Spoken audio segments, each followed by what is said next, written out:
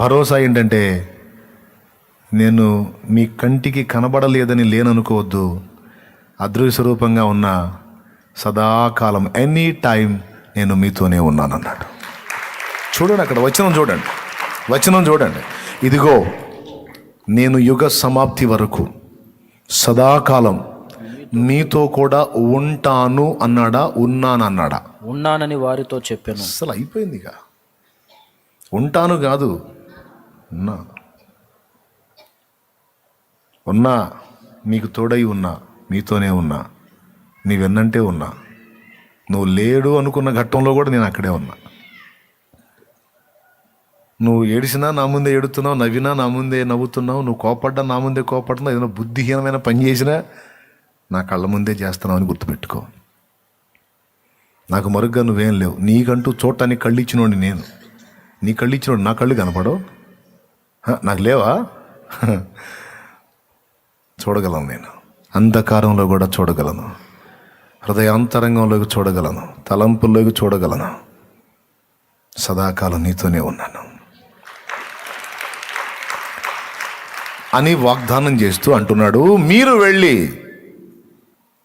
వాగ్దత్త దేశానికి సమీపమైన తర్వాత ఇశ్రాయేలు జనాంగానికి యెహోషువ చెప్పింది అదే, వెళ్ళండి, దేవుడు మీకు తోడై ఉన్నాడు, వెళ్ళి శత్రు గవిని స్వాధీనపరచుకోండి, శత్రువులను వెళ్ళగొట్టండి, వారి గవిని స్వాధీనపరచుకోండి, దేవుడు మీకు అది అనుగ్రహించాడు అన్నాడు. ఈరోజు భూమిని ఆక్రమించుకున్న దురాత్మలు, సాతాను శక్తులు, బయటికి మనుషులే కనపడుతున్నారు కానీ వారి మీద ఏలుబడి చేస్తున్నవి దయ్యాలు. ఇప్పుడు నీవు బయలుదేరి వాటిని వెళ్ళగొట్టి శత్రు గవిని నీవు స్వాధీనపరచుకోవాలని దేవుడు పిలుస్తున్నాడు. నువ్వు వెళ్ళి, నువ్వు కదలాల్సిన సమయం ఆసన్నమైంది, నువ్వు బయలుదేరాల్సిన సమయం ఆసన్నమైంది, నువ్వు వెళ్ళాల్సిన సమయం ఆసన్నమైంది. దేవుని కొరకు నువ్వు నడవాలి, ఇంకా నడవాలి. దేవుని కొరకు పరిగెత్తాల్సిన సమయం ఆసన్నమైంది. దేవుని కొరకు నువ్వు ఫలించాల్సిన సమయం ఆసన్నమైంది. దేవుని చిత్తం నెరవేర్చడానికి సమయం ఆసన్నమైంది. ఏ పొద్దు దేవుణ్ణి వాడుకోవటం కాదు, కనీసం ఇక ఈ సంవత్సరాలైనా దేవుని కొరకు వాడబడిన సంవత్సరాలుగా నీ చరిత్రలో లిఖితమయ్యే రోజు రానే వచ్చింది. ఈరోజు దేవుని పిలుపది నీకు. ఈ పర్వతం చుట్టూ తిరిగిన కాలము చాలును, ఇక బయలు వెళ్ళండి అని దేవుడు నాడు ఇశ్రాయేలును పిలిచినట్టు ఈరోజు మనల్ని పిలుస్తూ ఉన్నాడు. ఆయన దాగమన్నప్పుడు దాగాలి, ఆగమన్నప్పుడు ఆగాలి, కదులు అన్నప్పుడు కదలాలి. ఈరోజు దేవుడు అంటున్నాడు, నువ్వు వెళ్ళాలి. ఒక చోట కాదు, అనేక చోట్లకి వెళ్ళాలి. వెళ్ళకుండా మనం ఆగిపోతే కష్టం. శత్రువుల ఇళ్లలో శత్రువులు, సాతాను ఇళ్లలో సాతాను ఉంటాడు, దురాత్మల ఇళ్లలో దురాత్మలు ఉంటాయి, అక్కడే ఉంటాయి. నువ్వు వెళితే అవి ఖాళీ చేస్తాయి. నా చెల్లి నువ్వు వెళ్ళాలి, నా తమ్ముడో నువ్వు వెళ్ళాలి, మనుషుల యొద్దకు నువ్వు వెళ్ళాలి. మనుషుల దేహాలను ఇల్లుగా చేసుకుని ఏలుబడి చేసిన దయ్యాలను వెళ్ళగొట్టున్నట్లు నీకు అధికారం ఇచ్చున్నాడు దేవుడు. మనుషులతో మాట్లాడాలి, నువ్వు సంభాషించాలి, నువ్వు జీవితాలను ప్రభావితం చేయాలి. దైవ ప్రతినిధిగా, దేవుని సంబంధిగా ఓ విశ్వాసి శత్రువులను వెళ్ళగొట్టి శత్రు గవిని స్వాధీనపరచుకోవటానికి నీకు దేవుడు ద్వారాలు తెరుస్తాడు, అవకాశాలు ఇస్తాడు. మైండ్ని దేవుని పని మీద పెట్టు. తుచ్చమైన అభిలాషలు, క్షణికమైన వ్యామోహాల మీద ఆలోచనలు తీసాయి. ఒక పూట కూటి కొరకు తన జ్యేష్ఠత్వపు హక్కును అమ్మేసుకున్న ఏశావు లాంటి భ్రష్ట మనసు రానియకుండా జాగ్రత్త పడు. ఏమి తిందుమా, ఏమి త్రాగుదుమా, ఏమి ధరించుకుందుమా, ఎలా చేద్దామా అన్న చింత దేని గురించి వద్దు. అది నేను చూసుకుంటాను. నేను నీకు తోడై ఉన్నాను. నీ కార్యాలు నేను సఫలం చేస్తాను. నువ్వు కదులు అంటున్నాడు ఆయన. నువ్వు కదలాలి. పరిగెత్తేవాడికి ఇంకా అప్పచెప్తాడు, పని చేసేవాడికి ఇంకా బాధ్యతను అప్పచెప్తాడు. ఎక్కడ కూర్చున్నాడు ఆడనే కూర్చుంటే వానికి ఎందుకు ఇవ్వాలి శక్తి? కష్టపడేవాడికి కదండి ఇవ్వాలి. మీరు కూడా చెప్పండి, నాకేదన్నా వాహనం ఉంటే, ఒక బైక్ ఉంటే నేను తిరిగి ఏదన్నా చేద్దును అన్నాడు ఒకడు. బైక్ ఇచ్చాం, కూర్చున్నాడు, యాడికి బాటిల్లా. బైక్ అడిగాడు, బైక్ ఇచ్చాం, కూర్చున్నాడు, యాడికి బాటిల్లా. ఇంకేమన్నా ఇస్తాం వాడికి? ఇచ్చిందే దండగా చేశాడు, ఇచ్చిందే వేస్ట్ చేసి ఆడ పెట్టాడు, తుప్పు పట్టిపోతుంది అది. ఇప్పుడు వీడు కూర్చొని మళ్ళీ బైక్ కాదు కానీ కారు ఇస్తే అన్నాడు అనుకో, ఏడిసేవలే వెధవా అంటాం. అసలు ఏమీ లేకుండా కాలినడకం తిరుగుతున్నాడిని చూసామనుకో, వాడికి బైక్ ఇచ్చినా బోట్లా వెధవా. వీడికి ఏమి ఈగపోయినా కాలినడకం తిరుగుతున్నాడని వాడిని కనీసం సైకిల్ అన్న ఇస్తాం, తృప్తి చెందితే బైక్ ఇస్తాం, ఇంకా తృప్తి చెందితే కారు ఇస్తాం. మన దగ్గర ఉంటే ఇంకా తృప్తి చెందితే బా ఇంకా కష్టపడుతున్నాడు అనుకుంటే ఇంకోటైనా కొనిస్తాం. మాట చెప్తున్నా, కొంతమంది జీవితం అంతా మోకాళ్ళు లేచి ప్రార్థన చేస్తూనే ఉంటారు. శక్తితో నింపు ప్రభువా, నింపు తండ్రి, బలంతో నింపు నాయన. ఎన్ని సంవత్సరాలు నింపాలమ్మా నిన్ను? నీ బతుకంతా ఇప్పుడు 4 సంవత్సరాల నుంచి అదే పని చేస్తున్నావు నువ్వు. మోకాళ్ళు వేయటం బలమే అయ్యా, బలమే అయ్యా. ఇచ్చిన బలం ఏం చేస్తున్నావమ్మా? ఏం చేస్తున్నాను ప్రభువా, సినిమాలు చూస్తున్నాను నాయన. ఏం చేస్తున్నాను నాయన? మంచి మంచి సీరియల్ ఎట్ట నీ దయ వల్ల వస్తున్నాయి చూస్తున్నా, కళ్ళకి మంచి శక్తిని ఇచ్చావు తండ్రి, స్తోత్రం నాయన. ఇన్ని సంవత్సరాలుగా చూస్తున్నా కళ్ళు చూడ రాలేదు నాయన, నీకు నీకు స్తోత్రం. ఇదే నాకు ఆరోగ్యం ఈ తండ్రి, ఎందుకమ్మా? ఇంకా చాలా పాపాలు చేయాలి నాయన, అందుకమ్మా, అందుకయ్యా. ఎందుకు నీకు ఆరోగ్యం? ఎందుకు నీకు డబ్బు? ఎందుకు నీకు వాహనం? ఎందుకు నీకు బలం? ఎందుకు నీకు ఆత్మవరాలు? పనికి మాలిన సోమరి ఎందుకు? పరిగెత్తేవాడికి ఇస్తా, కష్టపడేవాడికి ఇస్తా, ఇంకా ఇస్తా, కలిగిన వానికి ఇస్తా. ఆసక్తిని కోల్పోయి నిర్లక్ష్యం చేస్తే ఉన్నది కూడా తెస్తా. నీకు ఇచ్చినవి కూడా రద్దు చేస్తా. బాయ్ సేవకులు, విశ్వాసులు అందరూ గుర్తుపెట్టుకోవాలి. ఆల్రెడీ కొంతమంది కొన్ని తలాంతులు ఇచ్చి ఉన్నాడు. సరిగా వినియోగించకపోతే ఉన్నాయి కూడా పోతాయి. సరిగా వినియోగిస్తే ఉన్నంతలో, తెలిసినంతలో, నేర్చుకున్నంతలో దేవుని కొరకు వెళుతూ ఉంటే, పని చేస్తూ ఉంటే ఇంప్రూవ్ అవుతాయి, ఎక్కువ చేయబడతాయి, రెట్టింపు చేయబడతాయి. ఇంకా సమృద్ధి కలిగితే కలిగిన వానికి ఇయ్యబడిన వానికి సమృద్ధి కలుగునన్నాడు. లేని వానికి, ఆసక్తి లేని వానికి ఇచ్చినవి కూడా రద్దు చేస్తాను. ఎందుకు వేస్ట్? ఆడికి ఇచ్చినవి తీసేసి ఇంకోటికి ఇస్తే ఆడు ఉపయోగపడతాడు. ఇది వేస్ట్ గాడు, వీడికి అన్ని ఇచ్చాను కానీ ఇటు దరిద్రుడు బోట్లాయిడు. బతుకంతా కూడా ఏం పోయే తండ్రి, శక్తి లేదంటున్నాడు. శక్తిహీనుడనందువేమయ్యా, చైతన్యమగు శుద్ధాత్మ శక్తిని పొందుకొనుమయ్యా.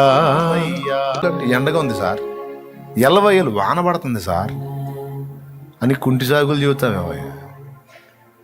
అది లేదు సార్, ఇది లేదు సార్, నాకు అనుకూలత లేదు, అట్లేదు ఇట్లేదు, పనికి మాలిన మాటలు చెబుతా. నీ మనసులో ఆశ ఉంటాయి, ద్వారాలు తెరవబడతాయి. అబ్రహామా లేచి వెళ్ళి ఈ దేశమును సంచరించి దానిలో తిరుగు. నీవు సంచరించి చూచుతున్న ఈ దేశం అంతటిని నీకు ఇస్తున్నాను, నీ సంతతికి ఇస్తున్నాను. చాలు నాడో లే అంటున్నాడు. పరాక్రమం గల బలాఢ్యుడా, మిథ్యానీయులను జయిస్తావు, వెళ్ళు, యెహోవా నీకు తోడై ఉన్నాడా. చాలు నాడు. దేనికి వెళ్ళమంటాడు? శత్రు గవిని స్వాధీనపరచుకోమంటున్నాడు.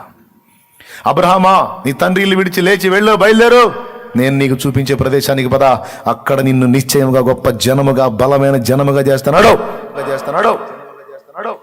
ఇప్పుడు దేవుడు ఇప్పుడు నీతో నాతో పలికిన మాటలు, ఇప్పుడు నేను కూడా అట్లనే కూర్చొని వాక్యం విన్నాను బ్రదర్. ఇట్లానే దైవజనుడు చెప్తున్నాడు, అట్లా కూర్చొని వాక్యం విన్నాను నేను కూడా. కానీ అక్కడ నుంచి వచ్చేటువంటి మాటలు అవి నావి అని తీసుకున్నాను నేను. ఇంతమంది గుంపులో ఎవరికో సంబంధించి మాట్లాడతాను అనుకోను. నాది, నాతోనే మాట్లాడుతున్నాడు నా దేవుడు. ప్రార్థన చేశాను కదా మాట్లాడమని. నేను ప్రార్థన చేసి నేనే నమ్మకపోతేట?